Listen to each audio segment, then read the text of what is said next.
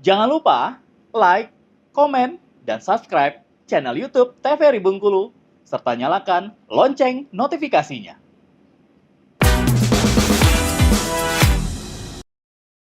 Balik lagi di Opini Obrolan Pas di sini. Nah, pemirsa masih bersama dengan Pak Delvan di sini dan masih membahas tentang komunikasi politik anak muda. Betul. Jadi memang di segmen ini yang ditekankan adalah ke anak mudanya. Ya, betul. Karena sebagai generasi penerus nantinya ya Pak ya, harus seperti apa dan memang harus dipersiapkan sebenarnya sedini mungkin. Nah, tadi kita bahas juga kenapa sih politik itu kotor, karena juga yang ditampakkan, yang muncul terus tentang sisi negatifnya. Tapi politik ini kan sebenarnya enggak cuma semata-mata langsung kekuasaan, Betul. kan Pak ya. Gimana sih untuk mengenal politik itu mulai dari yang mungkin kita kenal yang softnya dulu gitu. Okay. Baru nanti kita masuk ke hardnya nih, ke level akhir yang memang udah diperlihatkan sampai sekarang gitu loh. Nah, ini bagaimana itu Pak? Ya, kalau kita berbicara politik itu memang kaitannya adalah dengan kekuasaan. Iya. Ya, kaitannya dengan kekuasaan, dengan kebijakan, dengan negara, dengan hak asasi manusia, Iya, itu juga betul. masuk politik. Kemudian dengan perangkat-perangkat negara yang membahas tentang kekuasaan, gitu ya. Misalnya mulai dari lembaga tinggi negara kita, gitu ya, dan perwakilan kita. Nah, sebenarnya politik itu adalah alat untuk mencapai tujuan. Oke. Apapun pada saat ini kita berbicara ini juga politik sebenarnya, gitu ya. Kita membahas tentang kekuasaan itu juga politik. Artinya memang politik itu tidak bisa dipisahkan dari dari fitrah kita. Karena politik itu adalah kita ini adalah makhluk yang zon politikon. Bahwa kita itu selalu berpolitik untuk mencapai tujuan tertentu, itu juga disebut dengan politik. Ya, itu secara sempitnya. Secara luasnya adalah tentang kekuasaan.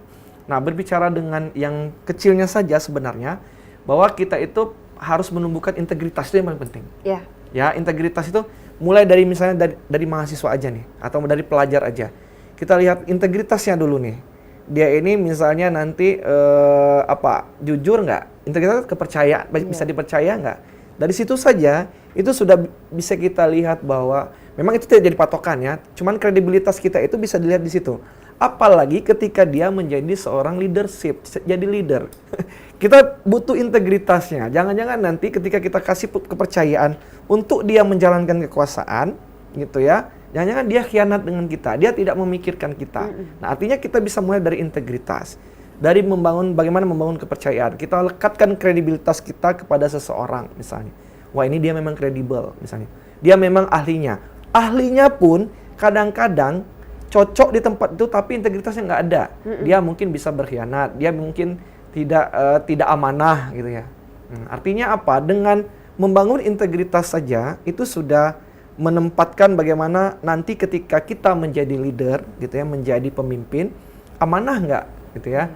Kelihatan nggak, bisa dipercaya nggak gitu ya. Lah misalnya kita saja diberi amanah nggak, ini gimana nanti yang lebih besarnya gitu ya. Nah, berbicara tentang politik untuk anak muda, terutama di komunikasi politiknya, bahwa lebih dari 50% ya pemilih pemula, kemudian pemilih tahun 2025 ini adalah anak muda gitu ya, pemilih pemula. Di Bengkulu itu lebih dari 50% dari 2 juta penduduk Indonesia yang kemudian adalah anak-anak muda gitu ya. Nah, ini diharapkan ini bisa menjadi harapan ke depan. Oke lah, untuk saat ini kita akui bahwa negara kita ini memang negara tinggi korupsinya, tingkat IPK-nya itu tertinggi, nomor 5 gitu ya, bisa nomor 3, nomor 2 nanti di Asia Tenggara.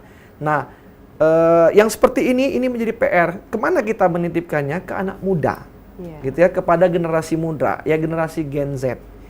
Ya, antipati boleh, apolitis boleh. Kemudian karena itu pilihan. Kemudian misalnya nggak mau terjun, nggak ikut berpartisipasi boleh, tapi jangan tidak menggunakan hak suara, gitu ya. Kita antipati dengan misalnya, saya nggak simpati dengan bupati itu karena dia mungkin ada keluarga yang sama. Boleh, silakan, itu hak kita, tapi jangan tidak menggunakan hak suara. Karena one man one vote kita itu ya, satu suara kita itu sangat menentukan, apalagi anak muda gitu ya. Yang kemudian 60%-nya adalah anak muda, 50% lebih kita anggap seperti itu, anak muda yang harusnya ini harus ikut andil di situ, di bagian politik itu gitu ya. Nah, dengan kita memilih saja artinya kita sudah menjalankan hak politik kita. Artinya kita sudah menjadi orang yang peduli dengan bangsa kita, dengan negara kita, dengan provinsi kita. Kalau kritikan, saran, itu lumrah. Tinggal bagaimana anak muda bisa mengisi ruang-ruang kritikan itu.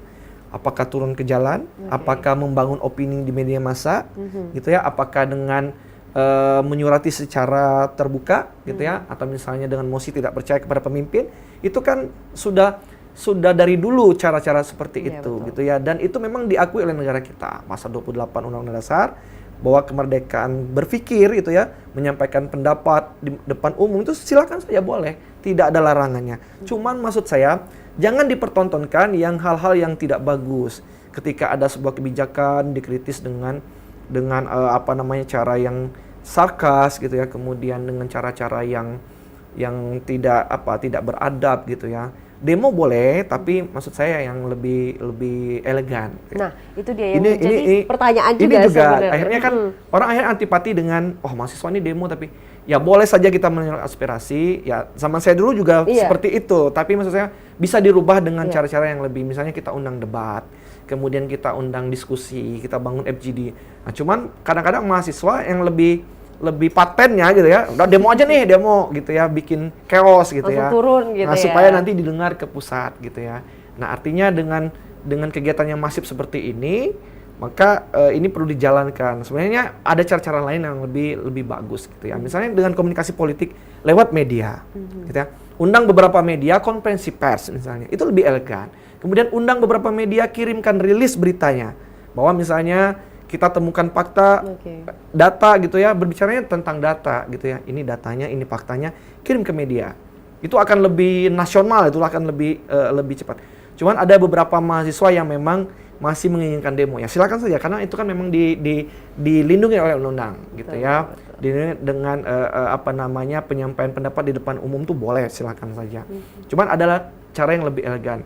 Kalau dulu saya ingat betul dengan kawan-kawan mahasiswa ketika saya aktif di organisasi himpunan mahasiswa Islam, kemudian di Ormawa, di BEM, kita lebih sering demo gitu ya, lebih sering turun ke jalan, parlemen jalanan namanya gitu ya.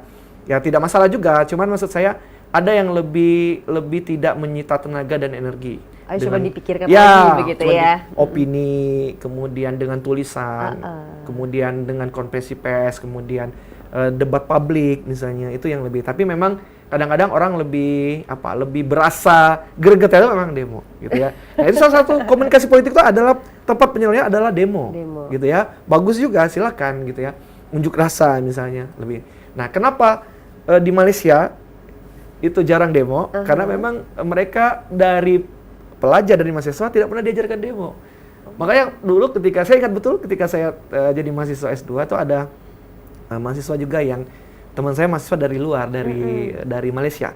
Ketika ikut demo, padahal demonya tuh di Gedung Sate gitu ya, di depan Gedung Sate. Kita nggak kena macet, tapi mereka tuh heran, agak aneh kenapa orang Indonesia tuh sering demo dan merusak fasilitas umum. Nah, itu sebenarnya yang pertanyaan juga ya. Orang Malaysia itu mereka tidak pernah demo. Coba lihat di Malaysia, jarang demo. Kalau demo tuh mereka nggak begitu. Padahal malahan mereka takut dengan demo. Kalau Indonesia tuh takut sekali mereka, karena pasti nanti akan ujung-ujungnya chaos gitu ya. Mereka takut gitu, dan mereka nggak pernah demo gitu kalau di Malaysia itu. Makanya dia tanya dengan saya, ini kenapa kok kalau demo itu selalu merusak fasilitas umum, kemudian mereka aneh gitu, kok ada demo gitu. Karena kan mereka berpikir bahwa pemerintah itu pasti memikirkan rakyat ya. Mereka berpikir seperti itu, karena kan mereka kan federal ya, dan mereka sultan gitu ya, kesultanan yang memikirkan. Makanya saya bilang, kalau Indonesia itu biasa demokratis gitu. Salah satunya adalah unjuk rasa ini. Nah, kalau urusan anarkis, kemudian urusannya adalah chaos, itu ya balik lagi ke mahasiswanya, saya bilang. Oh iya, karena mereka takut. Mereka cenderung akan menghindari tempat-tempat demo. Karena mereka tahu kalau di Indonesia itu kalau demo pasti ujungnya chaos gitu. Padahal itu adalah salah satu bentuk komunikasi politik. Salurannya adalah dengan demo gitu ya. Tapi sebenarnya kalau kita bahas demo nggak harus turun ke jalan. Betul.